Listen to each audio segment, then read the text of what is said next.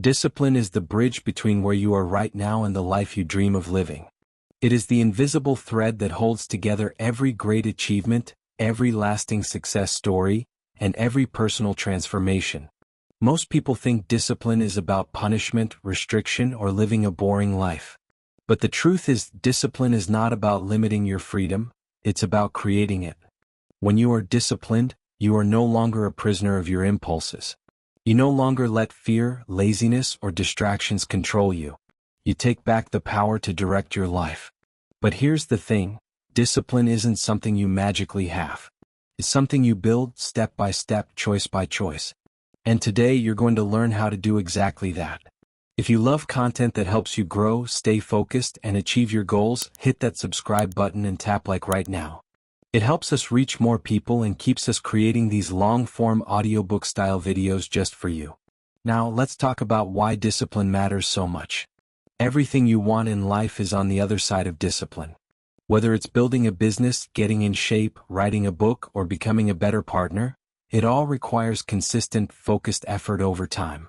Without discipline, even the best goals stay stuck in your imagination. Think about the most successful people you admire, athletes, creators, entrepreneurs. What sets them apart is not just talent or luck. It's their ability to show up day after day, even when they don't feel like it. Discipline is the great equalizer. You don't have to be the smartest, the strongest, or the most talented, but if you are the most disciplined, you will eventually outlast and outperform everyone else. But here's the challenge. Most of us have been taught to wait until we feel like it before taking action. We wait for motivation, for inspiration, for the perfect moment. And as a result, we waste months, even years, waiting. Discipline is doing what needs to be done, especially when you don't feel like it. And the good news is, discipline is like a muscle. The more you practice it, the stronger it gets. So how do you build this muscle? It starts with one simple but powerful choice. Stop negotiating with yourself. Every morning, your brain will try to talk you out of doing the hard thing. It will say, "I'll do it later," "I deserve a break," or "I don't feel ready yet." And every time you give in, you reinforce the habit of quitting on yourself. But every time you push through and do the thing anyway, you teach yourself a new story. I can rely on me. That trust in yourself is what leads to self-mastery. Because true discipline is not about control from the outside, it's about integrity on the inside. It's about becoming the kind of person who does what they say they will do. When you build this kind of integrity, something incredible happens. Your confidence grows. You no longer wonder if you have what it takes because you've proven it to yourself over and over again. And that's why discipline is destiny. Because once you trust yourself to follow through, there is no limit to what you can accomplish. Most people think discipline is about willpower, but willpower is unreliable. It runs out quickly, especially if you spend all day fighting temptation, decision fatigue, and mental exhaustion.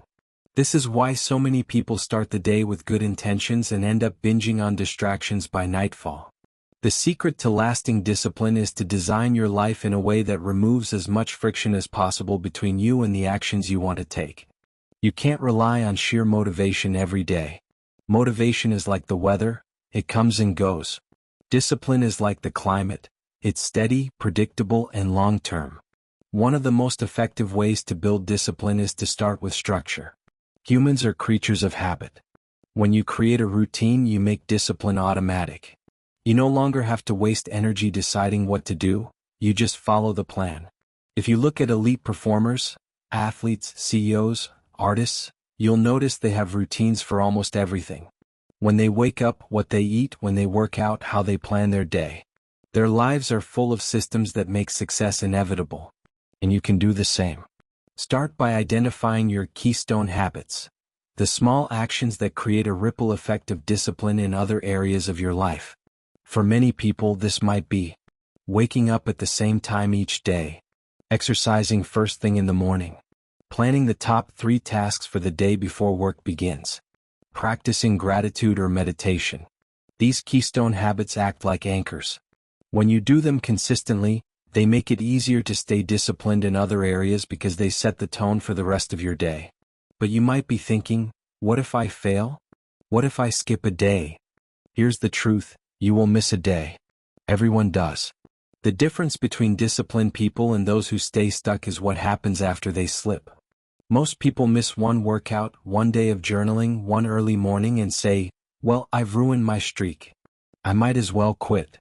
Disciplined people miss a day and say, "That's okay. I start again tomorrow." They don't let one bad day become a bad week or a bad month.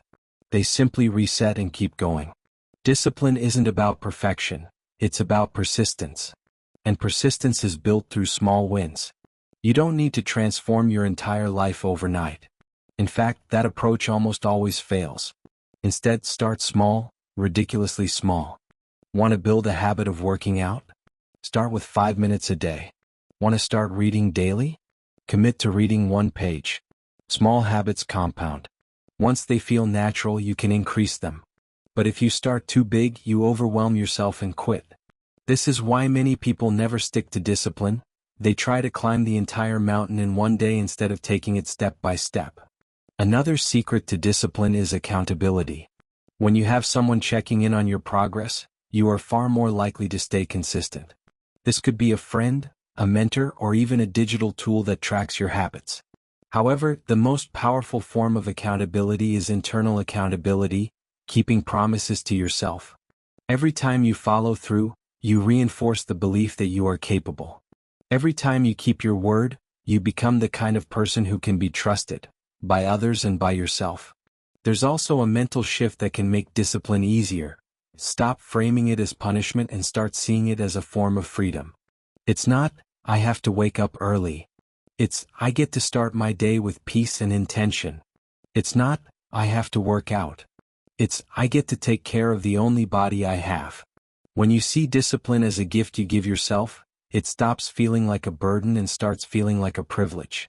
And here's one more important thing. Discipline is deeply connected to purpose. If you don't know why you're doing something, it will always feel like a chore. But when your discipline is tied to a bigger vision for your life, it becomes meaningful. You're no longer just forcing yourself to wake up early, you're building the business that will change your family's future. You're no longer just saving money, you're creating the freedom to live life on your terms. Purpose fuels discipline. Without it, discipline is just another word for willpower, and willpower runs dry. So ask yourself, why does this matter to me? What future am I building? Who do I want to become? Write it down. Keep it somewhere you can see every day. On hard mornings when your brain is screaming to stay in bed, look at that reason. Let it pull you forward. Discipline is not about forcing yourself. It's about aligning your actions with what you truly want. If there is one thing that destroys discipline faster than anything else, it is distraction. We live in a world where we are constantly being pulled in 100 directions. Notifications, social media, endless entertainment, and other people's demands. Discipline is not just about what you do, it's about what you don't do. It's about creating focus in a world that is trying to scatter your attention. Start by becoming intentional with your environment. If your phone is the #1 source of distraction, put it in another room while you work. Turn off unnecessary notifications. Use website blockers if you find yourself slipping into endless scrolling. Remember this, every time you get distracted, you're not just losing time, you're losing momentum. It takes your brain an average of 20 minutes to fully refocus after an interruption. That means even just a quick check can cost you hours of deep work. Disciplined people don't have superhuman willpower, they have systems. They set up their environment so the right choice is the default choice. They make distractions invisible and make their priorities obvious. Another key to discipline is learning to handle temptation. Temptation is not going away, but you can make it weaker. One way to do this is to delay gratification. When you feel the urge to give in, whether it's eating junk food, skipping the gym, or watching Netflix instead of working, tell yourself, "I can do that in 10 minutes, but first I'll just start my task." Most of the time the urge passes. Temptation is strongest right when it hits. If you can survive the first few minutes, you usually win. Another strategy is to change your identity around temptation. If you're trying to quit smoking, don't just say, "I'm trying to quit." Say, "I'm not a smoker." If you're trying to eat healthier, stop saying, "I'm trying to eat better." Say, "I'm the kind of person who fuels my body with good food." When temptation comes, You no longer feel like you're depriving yourself. You feel like you're protecting who you are becoming. But perhaps the hardest part of discipline is showing up on the days you don't feel like it, and those days will come. You'll have days when you're tired, when you're frustrated, when everything goes wrong. The question is, will you show up anyway? The most disciplined people in the world don't rely on feelings, they rely on commitment. They understand that feelings are fickle. If you only act when you feel good, you will never be consistent. So here's the rule: lower the bar on hard days, but don't skip entirely. If you don't feel like going to the gym, just go and stretch for 10 minutes. If you don't feel like writing, write one paragraph. If you don't feel like working, just open the laptop and spend 5 minutes on a small task. This is how you stay consistent. You refuse to let one bad day become zero progress. You refuse to break the chain completely. Consistency is more important than intensity. It is better to show up for 10 minutes every day than to go hard once a week. And here's something you might not expect. Discipline actually becomes easier over time. At first, it feels like you're forcing yourself to do something unnatural. But eventually, it becomes who you are. When you've been disciplined for long enough, it feels strange not to follow through. Your brain starts to crave the structure, the progress, the satisfaction of doing what you said you'd do. This is when discipline turns into freedom. You are no longer at war with yourself. You don't waste energy debating whether or not to act. You just act. This is the point where discipline stops feeling like discipline and starts feeling like destiny. Because you've built a new identity one brick at a time. And now that identity will carry you forward automatically. The true test of discipline is not the first week when you're excited. It's not even the first month when progress is still new and visible. The true test comes in the long, quiet middle, when the novelty has worn off, when the results slow down, when it feels like nothing is happening. This is where most people quit. Not because it was too hard, but because it was too boring. If you want to master discipline, you must learn to fall in love with the process. You must learn to value consistency over quick results. Progress is rarely a straight line.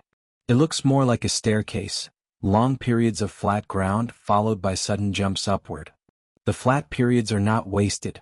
They are where you're building the foundation for the next leap. Think of a bamboo plant. For the first few years after planting, nothing seems to happen. But underground, roots are growing strong and deep. Then one day the bamboo shoots up feet in just weeks. Your discipline works the same way. The habits you keep, the promises you honor, they are growing roots even if you can't see them yet. So how do you stay motivated when results are invisible? One way is to track your progress. Don't just trust your memory, write it down.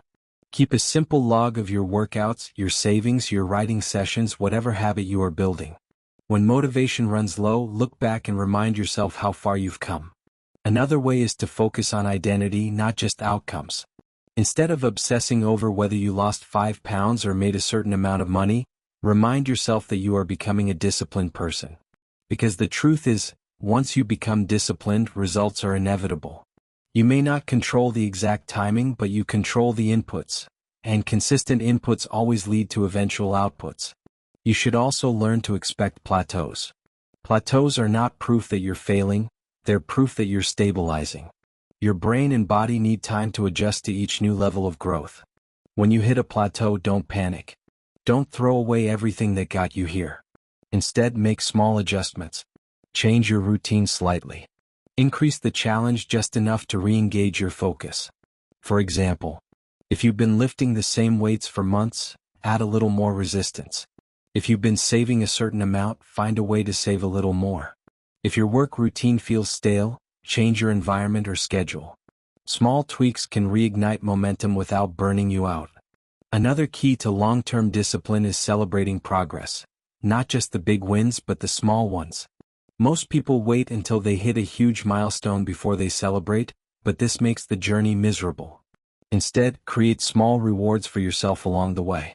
Finish a full week of workouts? Treat yourself to something special. Not something that undoes your progress, but something that reinforces it. This positive reinforcement trains your brain to associate discipline with pleasure, not pain. But perhaps the most important part of staying disciplined long-term is your vision. When you forget why you're doing something, discipline feels heavy. When you reconnect to your why, discipline feels light.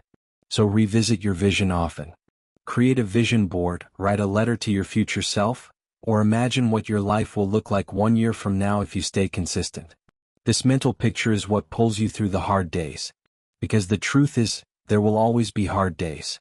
Discipline doesn't remove obstacles. It prepares you to face them. It doesn't make life easier, it makes you stronger. And the stronger you become, the more life opens up to you. Mental toughness is what keeps you going when everything in you wants to stop. It is the ability to face discomfort, failure, and uncertainty without giving up. And here's the truth. Mental toughness is not something you're born with, it is something you build. Every time you resist the urge to quit, you're training your brain to handle pressure. Every time you sit with discomfort instead of escaping it, you're building emotional strength. This is why discipline is so transformative, because it forces you to face your feelings instead of running from them. When you feel bored, discipline teaches you to stay focused. When you feel afraid, discipline teaches you to take action anyway. When you feel tired, discipline teaches you to show up just a little longer. And over time, you begin to trust yourself in any situation. You realize that you don't need perfect conditions to succeed, you just need commitment. But mental toughness is not about being harsh with yourself. It's not about ignoring your needs or running yourself into the ground. True discipline balances toughness with compassion. This means listening to your body when you need rest, taking care of your mental health, and giving yourself grace when things go wrong. Discipline is not about perfection. It is about alignment. It's about living in a way that matches your highest values. Emotional discipline is another layer of this work. Emotional discipline means you don't let your moods control your actions. You learn to respond, not react. When something upsets you, instead of exploding or shutting down, you pause. You breathe. You decide how you want to respond. This pause is powerful. It is where you regain control. Most self-sabotage happens in moments of emotional reactivity. You feel angry, so you lash out. You feel anxious, so you procrastinate. You feel sad, so you numb yourself. But when you pause, you create space. And in that space, you can choose an action that serves you, not sabotages you. Developing emotional discipline takes practice. Try this exercise. The next time you feel triggered, write down what you feel and why. Naming the emotion often reduces its intensity. Then ask yourself, what action would my best self take right now?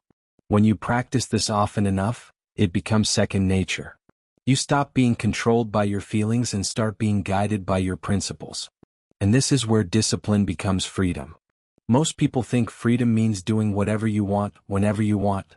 But that kind of freedom often leads to chaos, wasted time, poor health, missed opportunities. True freedom is having the power to do what you know is best for you, even when it's hard. Freedom is being able to trust yourself with money, food, relationships, work, because you know you won't sabotage yourself. Freedom is being able to wake up and know that today you will move closer to your goals. Not because someone is forcing you, but because you have trained yourself to show up. And here's the beautiful paradox. The more disciplined you become, the less effort it takes to be disciplined. At first, it feels like a struggle. You have to fight your old habits and urges. But after weeks and months of consistent practice, discipline becomes automatic. It becomes who you are.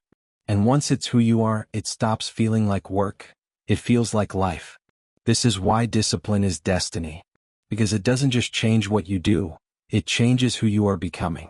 No matter how disciplined you are, setbacks will happen. You'll get sick, you'll miss a workout, you'll fall back into an old habit, or life will throw you a curveball you didn't expect. The difference between those who succeed and those who give up is not whether they face setbacks. It's how quickly they recover from them.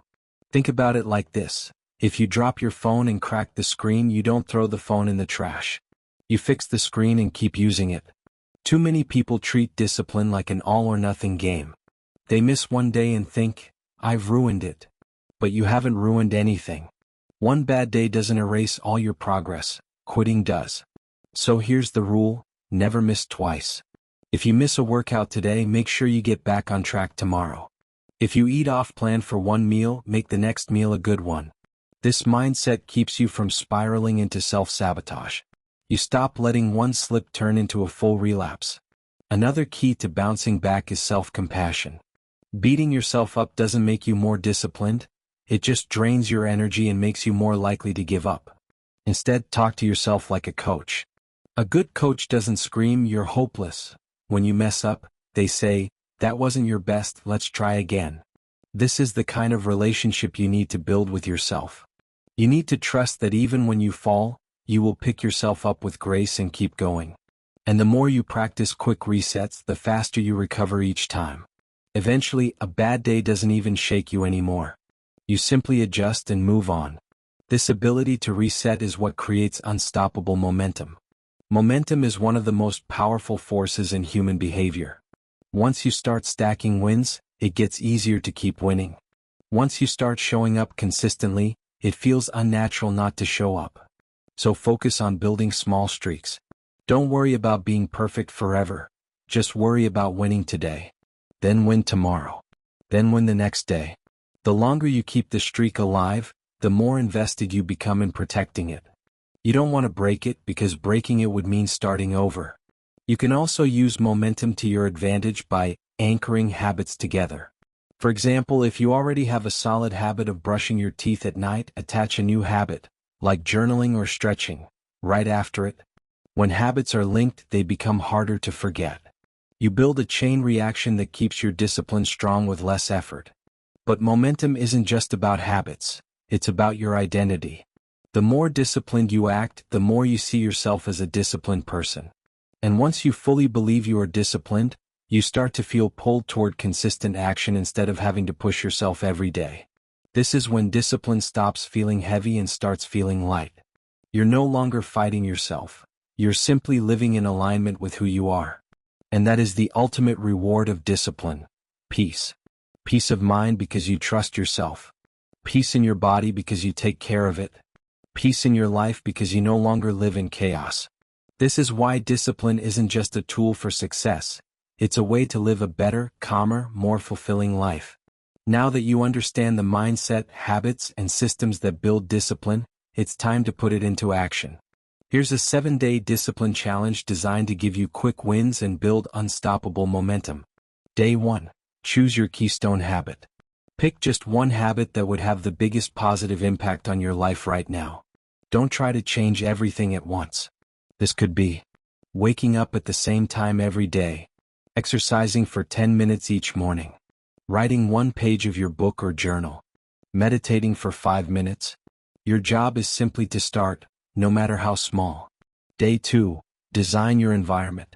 Today, make it easier to follow through on your chosen habit. Lay out your workout clothes the night before. Put your phone in another room before bed. Place a notebook where you will see it first thing in the morning. Remove friction and make the right choice the easy choice. Day 3. Show up no matter what. Commit to doing your habit today even if you don't feel like it. Remember, discipline is built on action, not emotion. Lower the bar if you have to, but show up. Day 4. Track your wins. Keep a log of your progress. Write down the time you did your habit and how you felt afterward. This will motivate you to keep going and prove to your brain that you are becoming consistent. Day 5. Set a boundary. Today, eliminate one major distraction that gets in the way of your discipline. This could mean turning off social media notifications for 24 hours, saying no to a request you don't have time for, blocking a distracting website during work hours. Discipline thrives in an environment free of constant interruption. Day 6. Practice emotional discipline. When you feel stressed, bored, or tempted to skip your habit today, pause. Take 3 deep breaths and remind yourself, this feeling is temporary. I can still choose to act. Then follow through anyway. Day 7. Celebrate and commit. Look back at your week. Even if you weren't perfect, celebrate that you showed up more times than you didn't. Write down what worked and what you'll keep doing next week. The key is not to stop here. The purpose of this 7-day challenge is to build momentum. Keep stacking small wins and soon discipline won't just be something you practice. It will be who you are. Discipline is not punishment. It is not about living a miserable, rigid life. Discipline is the ultimate act of self-love. It is choosing your long-term happiness over your short-term comfort. Every time you do the hard thing, you are building a stronger version of yourself. Every time you choose consistency over excuses, you are shaping your destiny. Your future self is waiting for you, and the bridge to get there is discipline. So start today. Build one habit. Keep one promise to yourself. And then another. And then another. Before you know it, you will look back and realize you have become the person you always wanted to be. Because discipline isn't just something you do, it's who you become. And once you become that person, success is no longer a question of if, but when.